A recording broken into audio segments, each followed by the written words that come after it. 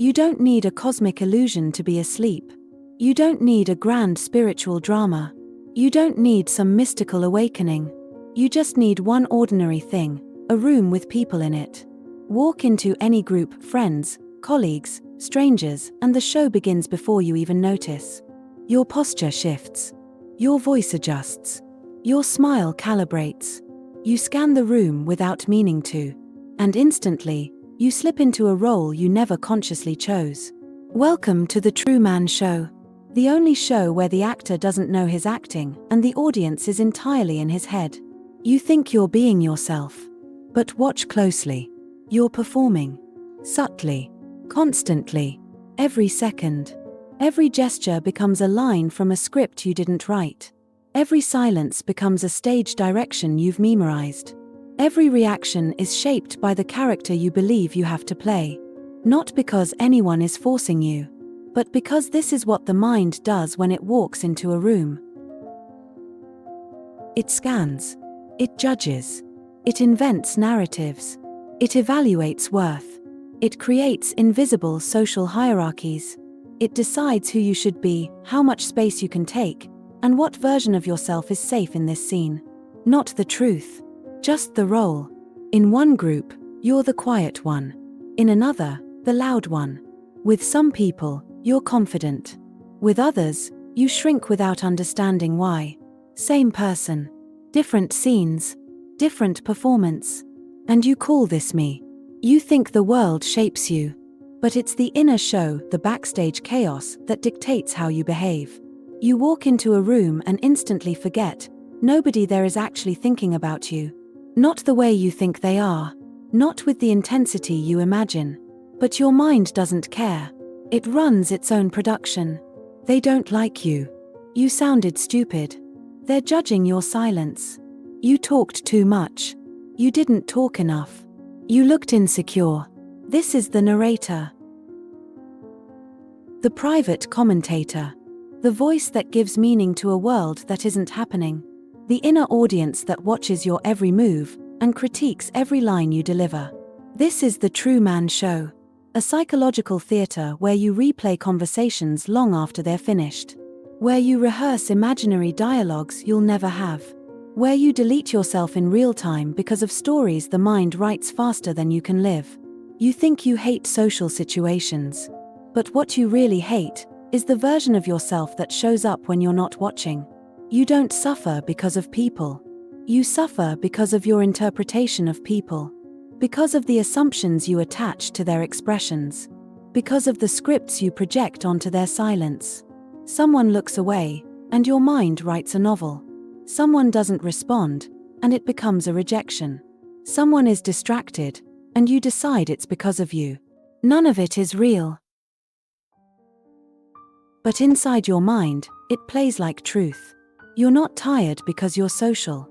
You're tired because you're constantly interpreting reality. You never experience the moment. You experience your thoughts about the moment. And thoughts lie. Constantly.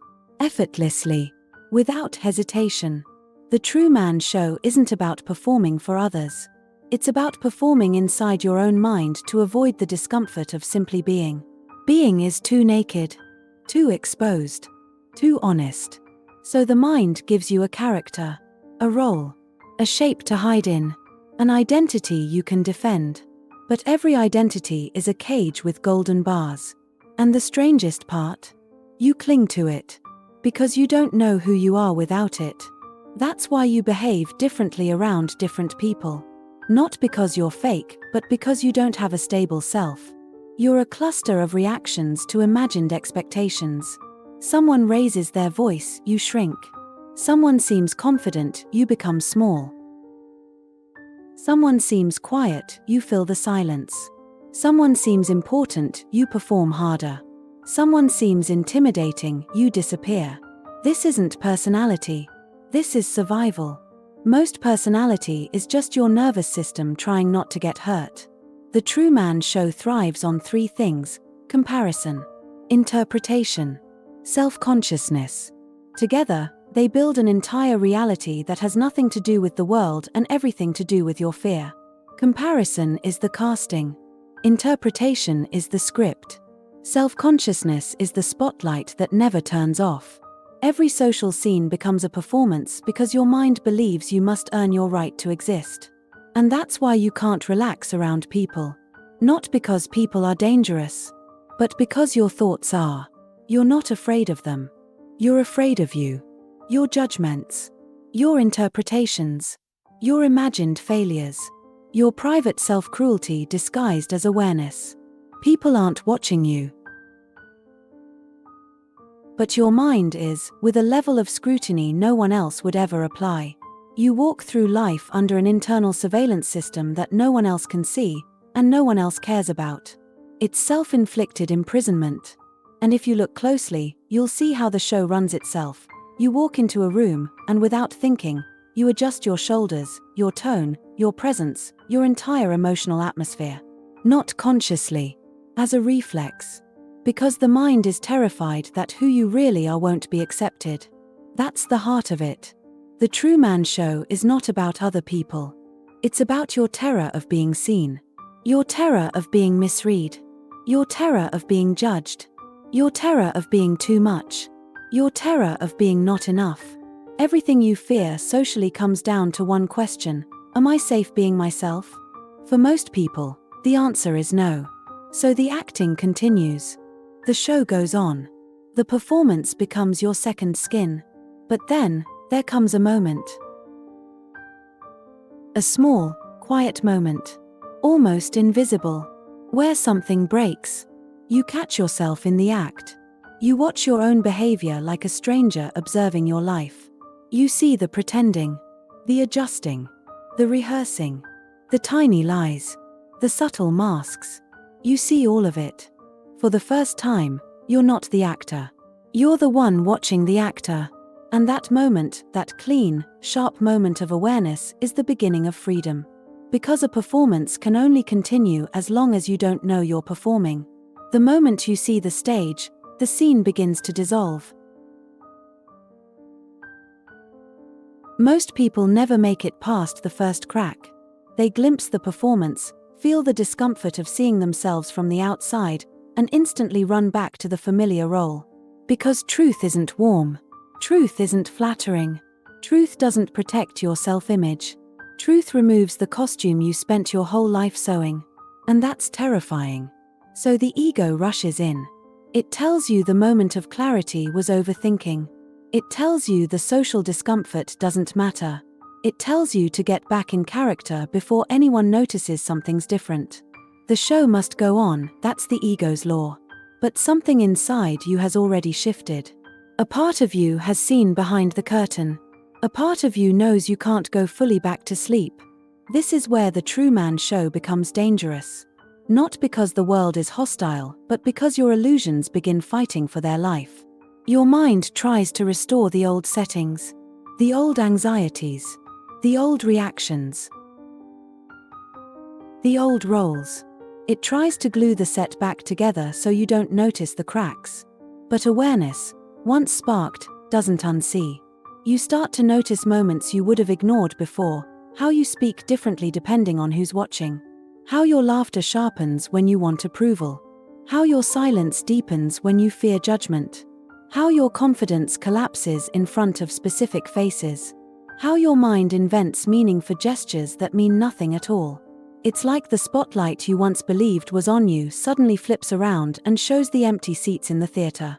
You see it clearly now, no one is watching you. You were alone in your head the whole time. And that simplicity is humiliating at first. Then liberating. Then unbelievably peaceful.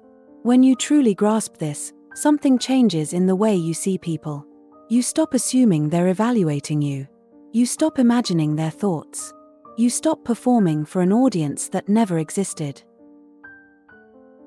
You start noticing how lost they are in their own internal show. How afraid they are of being seen. How much energy they waste trying to appear normal, stable, acceptable. It hits you, everyone is acting. Everyone is rehearsing. Everyone is wearing a mask that feels safer than the truth. No one knows their lines. Everyone is improvising. And everyone assumes everyone else finally figured out the script. This is the real Truman moment, not some grand metaphysical revelation, but the simple, devastating truth that no one is actually as confident as they pretend to be. And suddenly, you're not intimidated anymore. The social giants shrink. The intimidating people become fragile and human. The ones you thought were judging you turn out to be terrified inside their own heads. And the people you envied for their calm composure turn out to be just better at hiding their anxiety. The illusion dissolves. And now, the set begins to show. You start seeing things the mind never wanted you to notice: the emptiness behind small talk, the insecurity behind arrogance, the fear behind anger, the exhaustion behind masks, the desperation behind attention-seeking, the loneliness behind perfection, the fragility behind "I'm fine." You see the wires, the scaffolding, the props, the stage lights, the seams in the scenery. Exactly like Truman when he begins noticing the strange anomalies, the timing too perfect, the reactions too scripted, the world too small for his questions. This is the psychological version of that moment. Something doesn't add up. Reality feels thin. The scenes feel rehearsed. People's reactions feel predictable, like they're following an unconscious script. And then, the biggest realization of all hits you: you were the one keeping the show alive. Your fear. Your interpretations, your self-consciousness, your assumptions, your mental rehearsal, your internal commentary. Without these, the entire production collapses. Not because the world collapses, but because your version of the world collapses. For the first time, you look at a person without a story and all you see is a human struggling to exist, struggling to be understood, struggling to appear whole. Just like you. The show loses its power because you stop believing the narration. You stop playing the character. You stop trying to impress an imaginary audience. You stop building stories from silence. You stop performing a version of yourself that was never true. This is Truman touching the wall.